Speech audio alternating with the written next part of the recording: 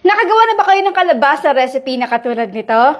Tara, wala na pa tumpig-tumpig pa. Dahil ngayong araw na ito ay gagawa tayo ng kalabasa chicharon. Tara, simulan na natin. Kumuha na pala ako dito sa kalabasa ng 200 grams. Tinanggalan ko ito ng buto, binulatan, at hiniwa ko ito ng maliliit para madali natin ito i-steam. So, i-steam lang ito for at least 20 minutes. Meron tayo dito ang 3/4 cup na bigas. Kahit anong bigas ay okay na naman din yun. Basta tuwa lang or huwag na glutinous rice o yung malagkit. So, hugasan lang natin ito ng 3 beses.